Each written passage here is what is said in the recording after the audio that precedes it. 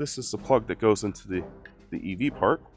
So you plug this into it, and now you're taking power directly from the battery of the truck, the EV battery. Now I have my RV plugged into that. We can do AC, we can charge batteries. This is becoming the generator. I charged the batteries completely dead, like 2 6-volt batteries. It took 1% of battery off the truck. This little power station, it doesn't even register.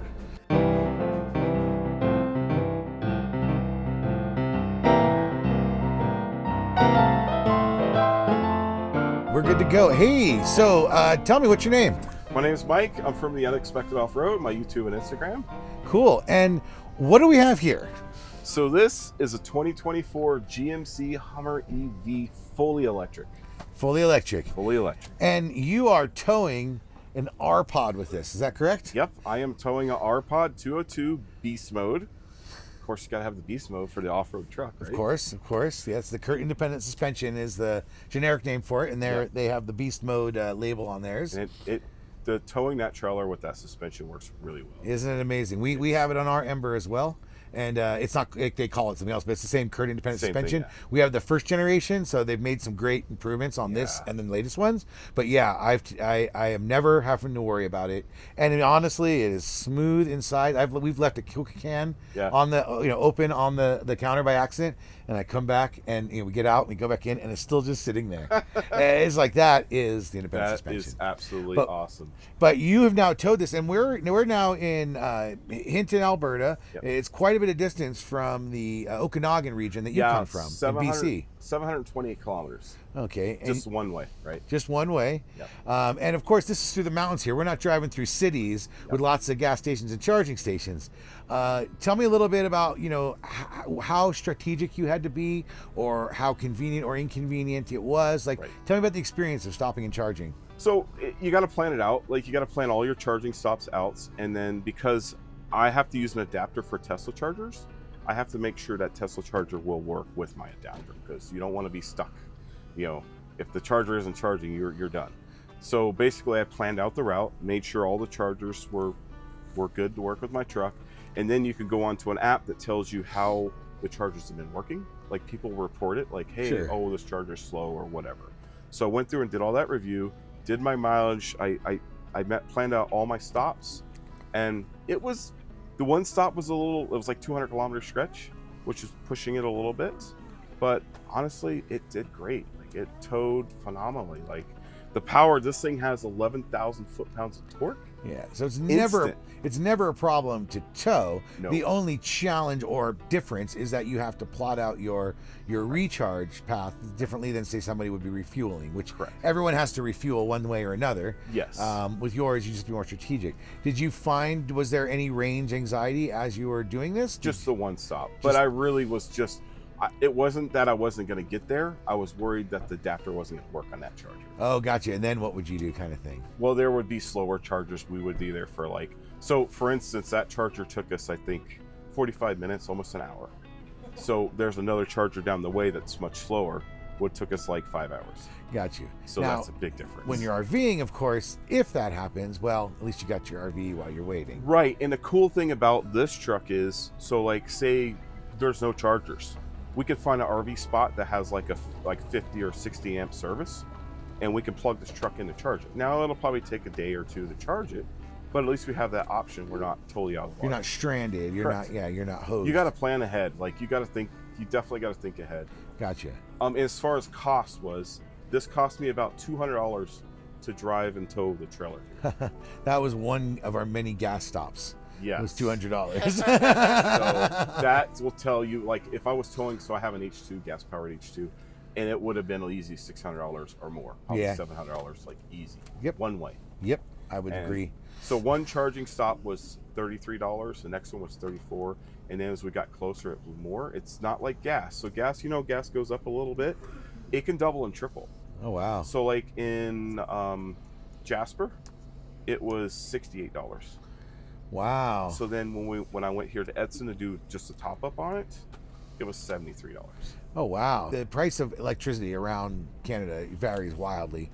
So why don't you tell me a little bit about the rig itself? I don't know how many people are familiar with the electric Hummer. Yeah, so basically it's got it's got 3 electric motors. So there's 2 in the rear, 1 in the front, and that's what powers the truck. So that's what takes the place of your gasoline engine, basically. And then the battery. So the battery underneath the truck goes from this fender well all the way here and all the way across the truck, and it's double stack batteries. Gotcha. That must make it an extremely low center of gravity.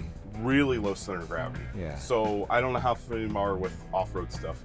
I was at bit. 27 degrees of angle with this truck. That's extreme. Yeah, that's very extreme. pretty.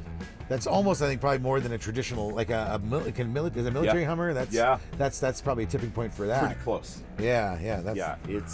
It's phenomenal off-road. It's phenomenal on-road. Like everything it does really well. Like, on the battery, so it has an extra skid plate underneath on the battery. That makes sense. And then where the motors are, there's metal skid plates there. Gotcha. You don't want to hit a motor, and you definitely don't want to puncture a battery. That would be bad. That's fire. Yeah, puncturing a tire is one thing. Puncturing even your transmission or oil pan's one thing. Oh, yeah. But a battery will end your day real badly. And the other cool feature about this is it's got removable tops. Yep. So all 4 tops can remove, and it's like you're in a convertible. Wow. Yeah, that is very nice and open. Yeah. And then you were saying it fits in the front there, huh? Yeah, it's all so designed. around here in the front. There we go. So the cool thing about this is that's my portable charger. So the cool thing is all 4 roof panels stack in the front. Nice. Wow. So that's what the front is basically built for, essentially, or sized for. And what's kind of cool in the winter is this is outside. So like if you put groceries in there, you ain't gonna worry about it. It'll stay cool. Sure thing.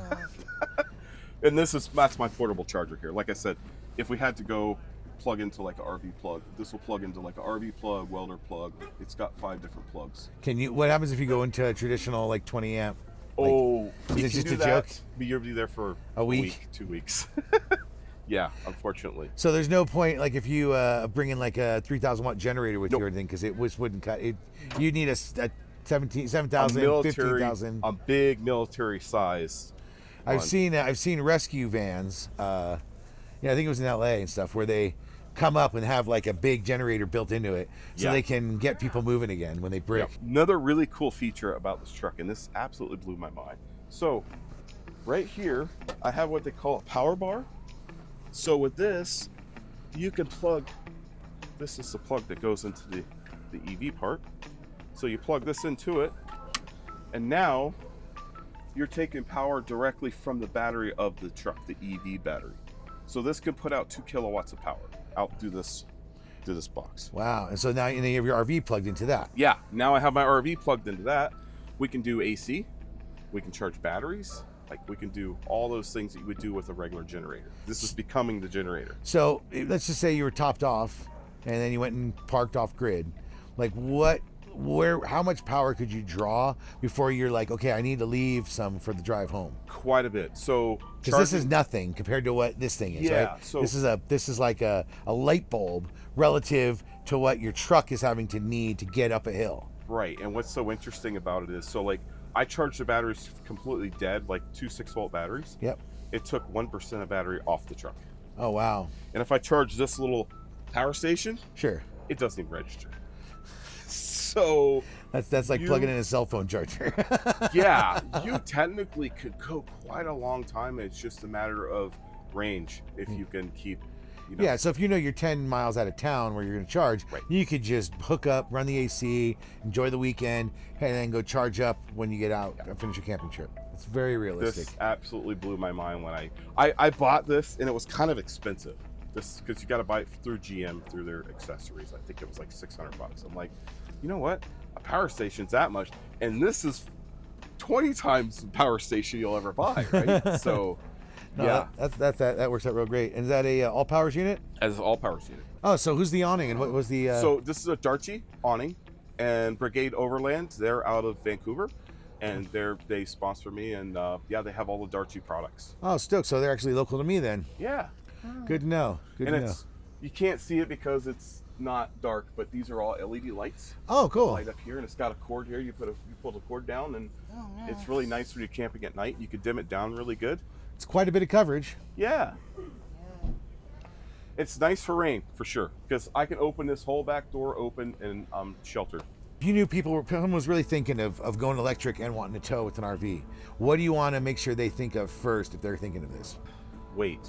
Weight, meaning the weight of the RV. Correct. Weight because of the RV. that so directly affects your range. Correct. So this truck's maximum towing capacity is 7,500 pounds, and this trailer happens to just be fully loaded 7,500 pounds. That's still fairly sizable. Yep. Weight, and then the height. So the taller you go, the more wind restriction you have. The wider you go, the more. Yeah, our pod's only 7 feet wide, right? Yeah. So that so saves it's you. the same width as this truck, which is kind of cool. Yeah, absolutely, because that'll really help with the wind resistance. But if you had like the micro RVs, the really super lightweight ones, you would have no problems with like a RVing or F-150 or any of those trucks. Gotcha. So it's really any of them would work in your mind. It's just really more about building your expectations and your strategy around how to tackle an event. Yeah. I mean, and if you like numbers and if you like planning out, this is a great vehicle because it's always telling you the numbers of how far the range is. You can, and it's got Google Maps in it, and the Google Maps is like on it. It'll tell you how much percentage of battery you'll get when you get to your destination.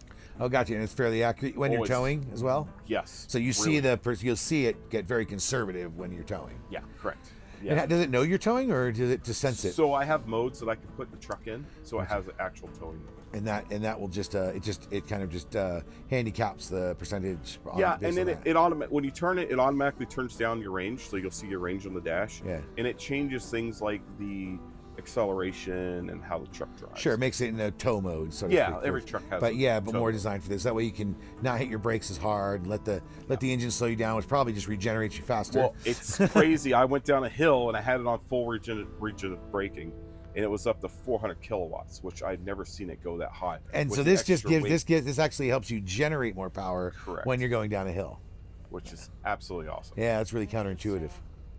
EVs aren't for everybody. I mean, it's cool what they can do. I'm showcasing what this thing can actually do, which is amazing. Like I said, it's not for everybody, but there's some people out there that, hey, they want to go super green or try to be as quiet as they can. When we pulled out so we camped at Mount Robson. When we pulled out of there, it was like we were in stealth mode because the truck didn't fire up. Like early in the morning, if you're pulling out of the campsite and I start my H2 up, it's like, rah, it's loud, right? Where this thing, I just quietly pulled up, hooked the trailer up. The only thing you hear is the chains. Question. You said you have a gas-powered H2. Correct. Can you think of a time recently where you're like, you know what, I'm going to take the gas H2 and not the electric? I can't really explore in this truck. So I like going off-roading, overlanding. In my H2, I can go out for a whole afternoon, take a couple extra cans of gas if I really needed to. You can't really do that in this. So you can't do unplanned, unmapped adventures sort of Correct. thing. Okay. You can't be that spontaneous, which I love to be. Sure. But that's why I have the other vehicle because, of course. Best of both worlds. No, that makes a lot of sense. I appreciate your time. Yeah. And I definitely, say your channel one more time. The Unexpected Off-Road, Instagram and YouTube. I've been a little slacking on my YouTube videos, but there'll be more out soon. All right, and we'll put it right here. And well, I really appreciate your time. Have you been enjoying yourself the AOAE? Oh, it's been awesome. I am enjoyed hanging out with everybody, all my favorite Alberta friends here, and hanging out with you guys. Yeah, it's been awesome. And how many times have you gone so far? I've been 4 times. Did you 4? All right. Oh, wow. Nice. This is our 3rd time. So yeah. Cool. Well, we'll see you here next year.